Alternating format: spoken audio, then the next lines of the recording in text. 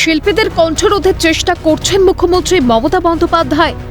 সম্প্রতি বাংলাদেশের সাহিত্যিক তসলিমা নাসরিনের লজ্জা নাটকটি নিষিদ্ধ করে দেওয়া হয় প্রশাসনের তরফে।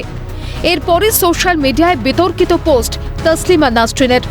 তিনি লেখেন, গোবরডাঙ্গায় আর হুগলির পান্ডুয়ার নাট্য উৎসবে লজ্জা নাটকটি মঞ্চস্থ হওয়ার কথা ছিল। 2 মাস যাবৎ বিজ্ঞাপন যাচ্ছে নাট্যোৎসবের, আর আজ বলা নেই কওয়া নেই হঠাৎ মমতা বন্দ্যোপাধ্যায়ের পুলিশ এসে জানিয়ে দিল সব নাটক মঞ্চস্থ হবে শুধু লজ্জা ছাড়া। সমাজ মাধ্যমে তসলিমা প্রশ্ন তোলেন, শিল্পী সাহিত্যিকদের বাক স্বাধীনতা কেন কেড়ে নেওয়া হয়?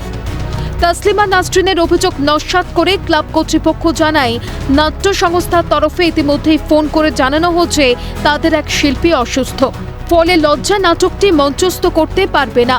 তবে নেপথ্যে প্রশাসনিক নিষেধাজ্ঞা রয়েছে কিনা সেই সম্বন্ধে কিছুই জানা নেই। না, সেটা হচ্ছে না। আমাদের কালকে ওরা ওখান থেকে খবর দিয়েছে যে ওদের কোন শিল্পীর শরীর অসুস্থ, ওরা আসতে পারছে না। এটা নিয়ে একটা বিতর্ক সৃষ্টি হয়েছে, এই কারণে কি বন্ধ হয়ে গেল? সেটা আমরা বলতে পারবো না কি কারণে বন্ধ হলো। তো আমাদের কাছে ওরা যে খবর দিয়েছে আমরা করতে পারছি না, আমরা বললাম ঠিক আছে, আপনারা পারছেন না, তার পরিবর্তে এটা নিয়ে একটা বিতর্ক সৃষ্টি হয়েছে, এই কারণে কি বন্ধ হয়ে গেল? সেটা আমরা বলতে পারবো না কি কারণে বন্ধ হলো।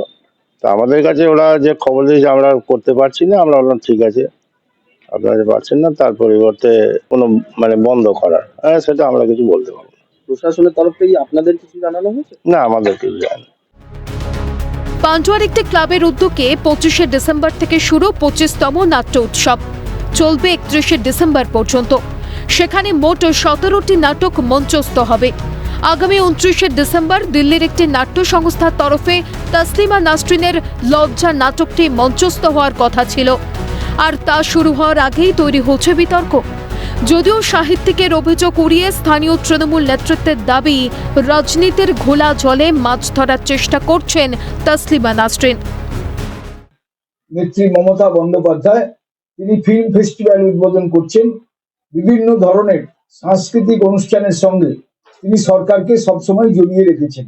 এই যে অভিযোগ আমাদের বিরুদ্ধে আনা হচ্ছে, এটা সম্পূর্ণ মিথ্যা অভিযোগ। তিনি যে টুইট করে দিয়ে মানুষকে বিভ্রান্ত করার চেষ্টা করছেন, একটা রাজনীতির ঘোলা জলে মাছ ধরতে চাইছেন, আমরা তার তীব্র প্রতিবাদ করছি। নাটকটি সরকার নীতি বিরোধী হওয়ায় কোনোভাবে কি চাপ সৃষ্টি করা হয়েছে? তসলিমা নাসরিনের সমর্থনে সরব বিজেপি। তো সেক্ষেত্রে আমার মনে হয় কোনো রকমের তো তাদের উপরে চাপ সৃষ্টি বা কোনো কিছু একটা হয়েছে, যে হয়তো এমন হতে পারে যে রাজ্যের হয়তো তাদের পক্ষে হচ্ছে না বা তাদের পরিপন্থী হচ্ছে না, সেক্ষেত্রে বিরোধিতা আসে। এর আগে তসলিমা নাসরিনের বিখ্যাত উপন্যাস দুঃসহ বা স্বাবলম্বনে মেগা সিরিয়াল সম্প্রচারে বাধা দেওয়া হয় রাজ্যের শাসক দলের তরফে। এরপর ফের লজ্জা নাটকটি নিষিদ্ধ করলেন মুখ্যমন্ত্রী মমতা বন্দ্যোপাধ্যায়। সত্যিই কি শিল্পী সাহিত্যিকদের কণ্ঠরোধের চেষ্টা করা হচ্ছে? তসলিমা নাসরিনের কলমকে ভয় পাচ্ছে মমতা সরকার? সুভাষ মজুমদারের রিপোর্ট, ক্যালকাটা নিউজ।